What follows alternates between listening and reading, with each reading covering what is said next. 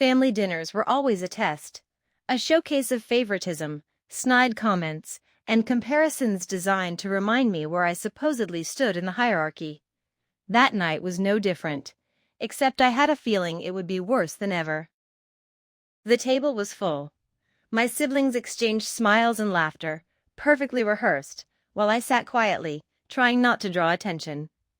My parents, however, seemed determined to make me the center of their mockery. They passed the plates, commenting on everything I did. "You've gained weight. Why aren't you married yet? Still stuck in that dead-end job." Each word cut, sharp and precise, but I had learned to endure, or so I thought. Then, just as the main course arrived, my father leaned back and smirked. "You know, no one in this family actually likes you. Not your siblings, not your mother, not me." The words hit like ice. The room froze for a moment, and a few relatives chuckled, unsure whether to laugh along. My cheeks burned, but inside, a strange calmness took over. I didn't raise my voice. I didn't beg. I simply looked at my parents and said softly, "I see.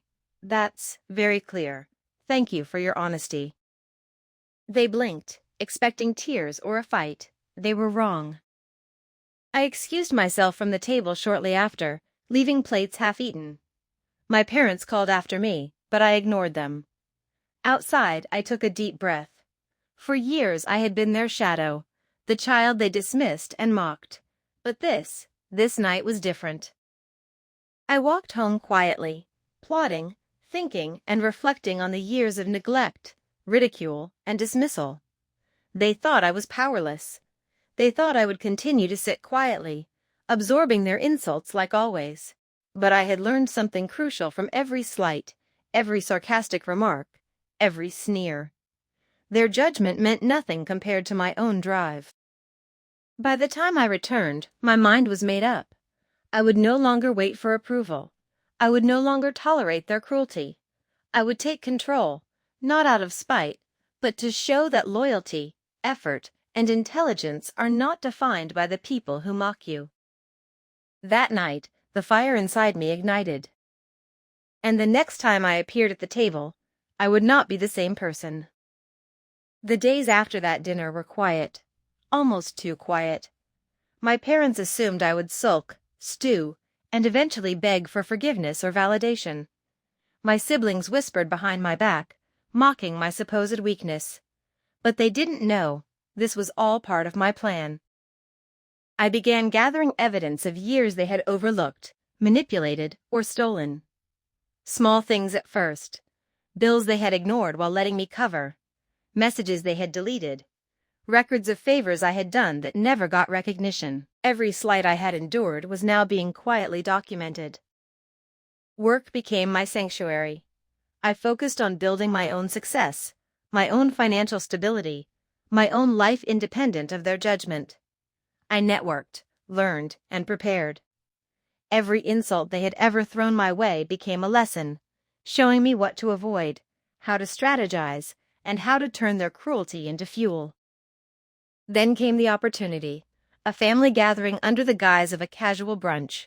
My parents thought it would be another chance to humiliate me. Instead, I arrived confident, composed, and different. I wasn't the timid, overlooked child anymore. I was calculated, calm, and quietly in control. As they began their usual snide remarks, I remained unfazed. Their words bounced off me like rain on stone. I smiled politely, listening, letting them feel as though they still held power. But the truth was already in motion. My lawyer, my records, and my planning were all converging toward one inevitable moment of revelation. By the end of the brunch, whispers started circulating. Relatives noticed my new composure, my subtle hints of success, and my calm dominance in conversations. My parents' smugness began to waver. They couldn't put their finger on what had changed, but they felt it. And I knew it.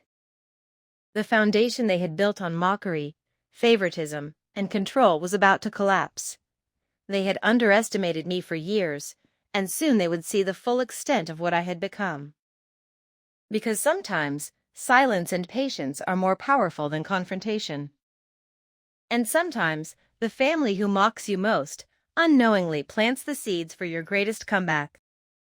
The next family dinner arrived, and I walked in differently, calm, composed, and fully aware of the power I had quietly built. My parents glanced at me with the same smugness they always wore, expecting me to shrink, expecting me to react to their usual jabs. But I didn't.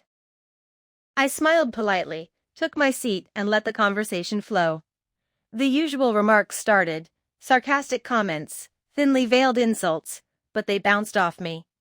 I wasn't the same person they had dismissed for years. Then, as if on cue, the lawyer arrived, carrying a small stack of envelopes. My parents stiffened instantly, realizing this wasn't another casual visit. I gave them a calm, almost imperceptible smile. "This is for the family," I said softly, placing the envelopes on the table. My mother raised an eyebrow. "What's this?" The lawyer began reading aloud. Each word revealed years of deception, favoritism, and neglect, the bills I had quietly paid, the favors I had done that were never acknowledged, the inheritance my father had carefully allocated to recognize my loyalty and efforts. The room fell silent. My brother's face twisted in disbelief.